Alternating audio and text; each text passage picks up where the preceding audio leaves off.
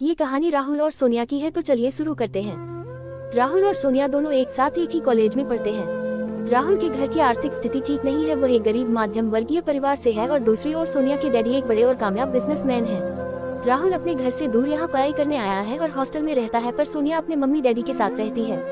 राहुल सोनिया से प्यार करता है, पर सोनिया उसे तो सिर्फ मौज मस्ती में यकीन है।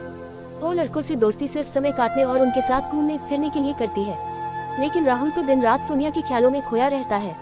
राहुल सोनिया से शादी करना चाहता है, उसके साथ अपना जीवन बिताना चाहता है।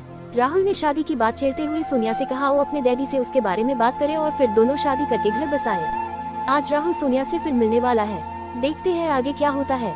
समंदर किनारे राहुल अकेला कुछ सोचते हुए बैठा होता है। गाड़ी के हॉर्न की आवाज आती है। राहुल गाड़ी के हॉर्न को सुनते ही खड़ा हो जाता और गाड़ी की तरह देखता है। गाड़ी से सोनिया बाहर आती है। राहुल आवाज देता है, सोनिया सोनिया, मैं यहाँ पर हूँ, आ जाओ। सोनिया राहुल के करीब आती है। राहुल बैठो, सोनिया बैठो। दोनों एक साथ बीच किनारे बैठ जाते हैं और कुछ मिनटों के लिए शांत रहते हैं। फिर बीच बीच में दोनों एक दूसरे की तरफ देखते हैं, लेकिन कुछ बात नहीं करते। कुछ मिनट बाद राहुल, सोनिया तुमने अपने डैडी से बात की? सोनिया, किस विषय में? राहुल, भूल गई अपनी शादी के बारे में। सोनिया, हाँ की, लेकिन डैडी ने साफ इनकार कर दिया। राहुल, क्या? सोनिया, यस राहुल, मेरे डैडी मेरी शादी किसी एनआरआई लड़की से करना चाहते हैं। उसके डैडी के पास बहुत पैसे हैं। But Rahul, you don't worry, मैं शादी तुमसे ही करूंगी।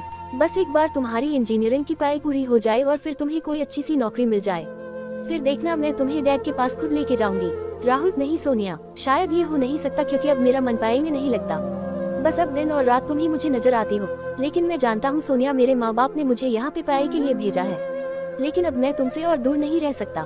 सोनिया, ओह कम ऑन राहुल, क्या बातें कर रहे हो? दोबारा दोनों एक मिनटों के लिए शांत हो जाते हैं। राहुल, क्या तुम उस लड़की से मिली हो? सोनिया, नहीं। राहुल, तो तुम क्या चाहती हो?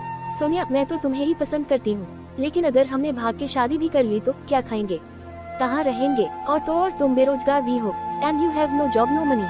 जरा सोचो, हम बिना काम और पैसे के कैसे जी सकेंगे? राहुल सोच में पड़ जाता है। कोष्टक। सोनिया, मैं एक बात कहूँ?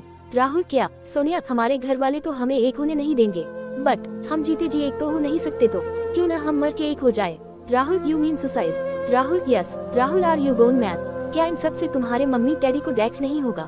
सोनिया, तो हम क्या कर सकते हैं? राहुल, तुम ही कुछ बताओ। मेरे डैड तो तुम्हें इस तरह कभी भी एक्सेप्ट नहीं करेंगे, तो हम क्यों किसी के बारे में सोचे, जबकि उन्हें हमारी खुशी का जरा भी परवाह नहीं है। कुछ मिनटों के लिए दोनों शांत हो जाते हैं। राहुल, सोनिया, मुझे ऐसा लग रहा है तुम शायद ठीक कह रही हो, हमें सुसाइड कर लेना चाहिए। वैसे भी अब इस लाइफ में और कुछ नहीं बचा है जीने ले लिए।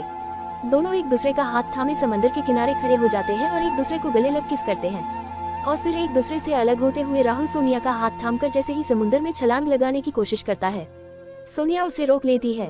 सोनिया, नहीं, मुझे डर लग रहा है। राहुल, राहुल, इसमें डरने की क्या बात है? हम दोनों ने एक साथ जीने मरने की कसम खाई है, then why we should worry? और आज एक साथ हम अपनी जान देकर अपने प्यार को साबित कर देंगे। सोनिया, लेकिन तुम्हें पता है मुझे गहरे पानी से कितना डर लगता है। अगर तुम पहले ये कदम उठाओगे तो मुझे साहस मिलेगा और तुम्हारे बाद में जरूर अपनी जान दे सकूंगी। राहुल सोनिया के चेहरे की तरफ देखता है और फिर पानी में छलांग लगा लेता है। सोनिया पानी की तरफ देखते ही रह जाती है। उसी वक्त सोनिया के मोबाइल पर रिंग बजती है। सोनिया डरी हुई और कांपते हाथों से फोन उठाती है। सोनिया के मोबाइल से आवाज आती है, वेयर आर यू सोनिया? मैं 2 घंटे से तुम्हारा शॉपिंग सेंटर में इंतजार कर रहा हूँ। सोनिया वहाँ से अपने कदम वापस लौटा लेती है और कार की तरफ जाकर कार में बैठती है और कार लेकर चली जाती है। समुद्र में लहरें आती और जाती हैं। किनारे राहुल की लाश पड़ी होती है। उस लाश से राहुल की आत्मा बाहर आती है।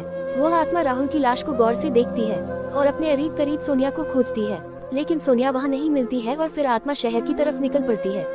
राहुल की आत्मा सड़कों पर चल रहे लोगों के बीच से होते हुए आगे निकल जाती है। सोनिया आईने के सामने बैठ अपने बाल संवार रही होती है और टेबल पर रखे मोबाइल को हाथ में लेकर कॉल करती है।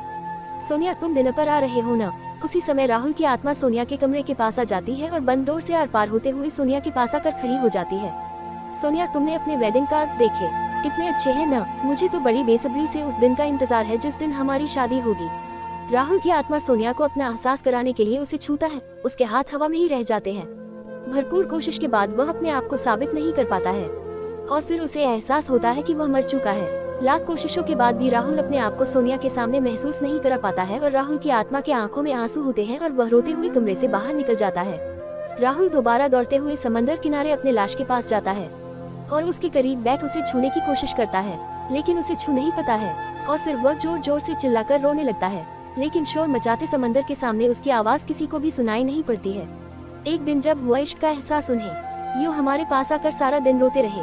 हम भी इतने खुदगर्ज निकले यारो, आंखें बंद करके कफन में सोते रहे। किसी के प्यार में जान देना, आए दिन ऐसी घटनाएं हमारे समाज में इर्द गिर्द घटित होती रहती हैं। प्रेम के नाम पर आत्महत्याएं न सिर्फ लड़के करते हैं, बल्कि लड़कियां भी इस तरफ के कदम उठाती हैं। दोस्तों, जीवन अनमोल है, ईश्वर की देन है। प्रेम का फलसफा सिर्फ खुदकुशी ही नहीं है, आपके माँ पिता के त्याग और बलिदान के सामने कुछ भी नहीं। इस तरह के कदम उठाने से पहले जरा एक बार, सिर्फ एक बार अपने माता पिता और अपने घर परिवार के बारे में जरूर सोचे।